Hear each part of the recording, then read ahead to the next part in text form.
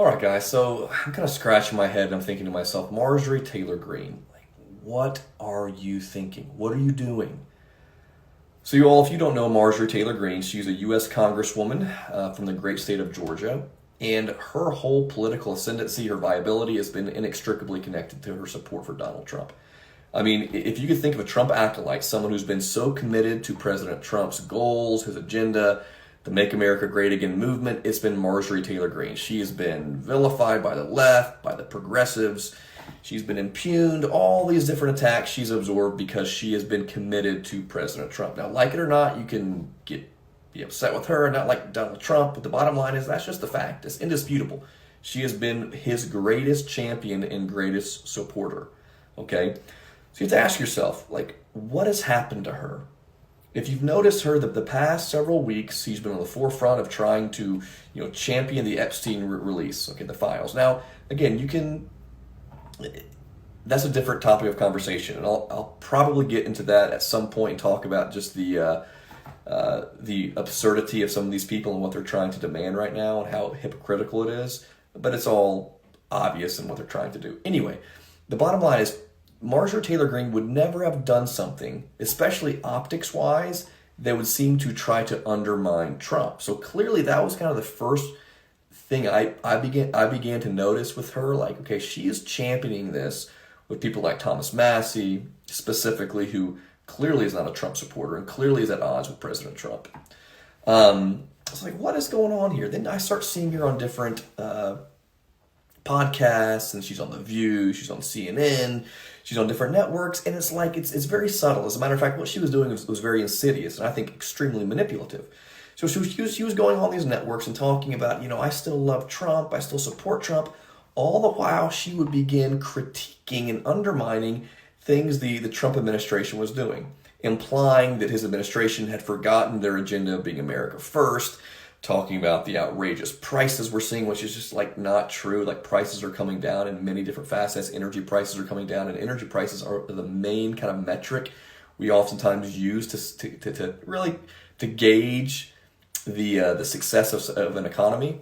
And so you sort of seeing her say things and do things that seem to be really manipulative. Okay.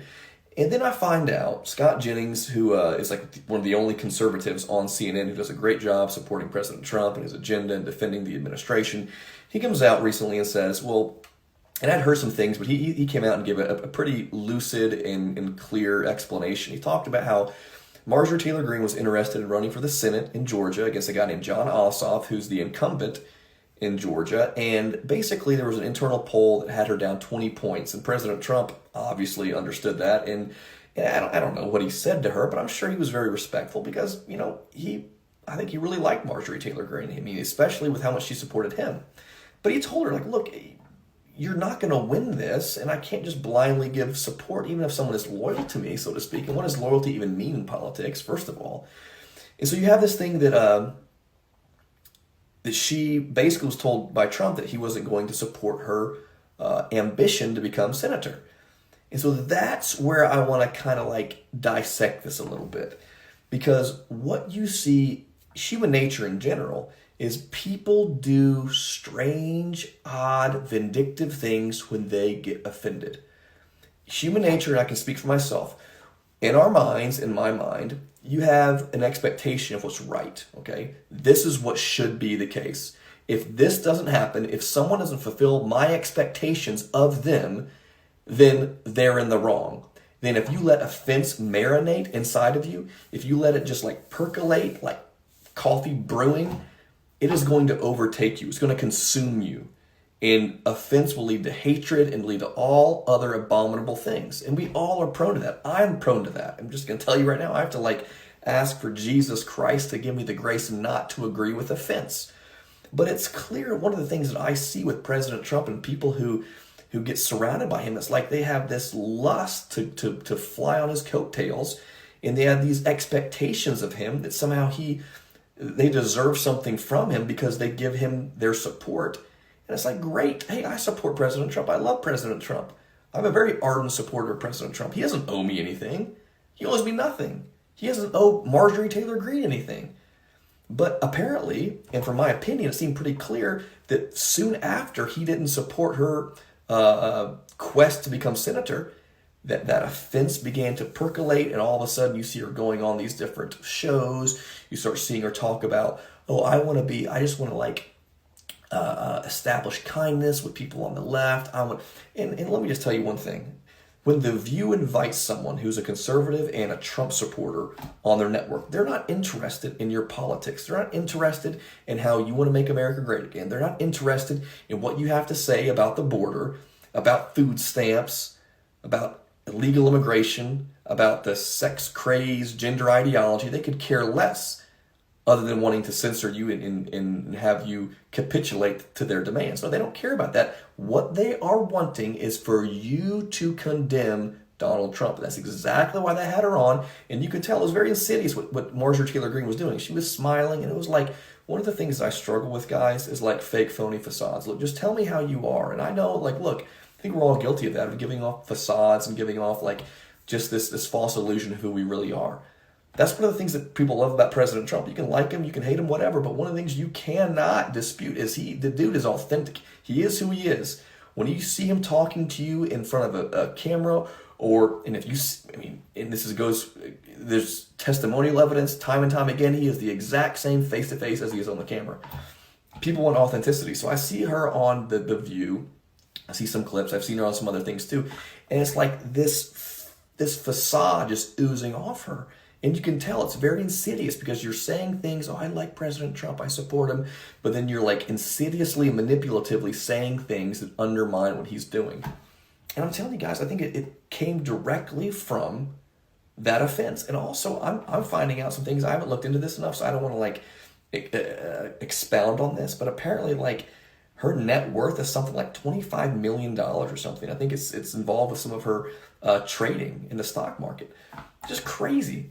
So someone like that who rails against the machine, who rails against the establishment, it's like these are the people who are being exposed. Even the people who pretend to be the MAGA.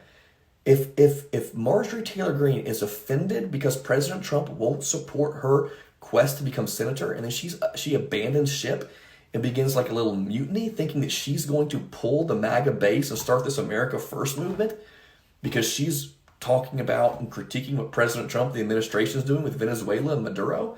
Somehow she's going to like, commandeer his support. Not going to happen. And I think this just is indicative. And Rush Limbaugh would say this because the people who are trying to prop up Marjorie Taylor Greene are the same people who propped up people like John Bolton, who were in Trump's administration, the Omarosa girl in the Trump administration, people like Mike Pence, who seem to be former John Kelly in the Trump administration in the first term, people who were once Trump people who are exposing him for the fraud that he is, right? And you know what happens? Nothing. Because the media still are deluded into believing that somehow they can prop up people like Marjorie Taylor Greene and John Kelly and John Bolton, and somehow those people are going to dictate and determine how we feel about what's happening right now in America and what God is doing, what I believe God is doing through Donald Trump.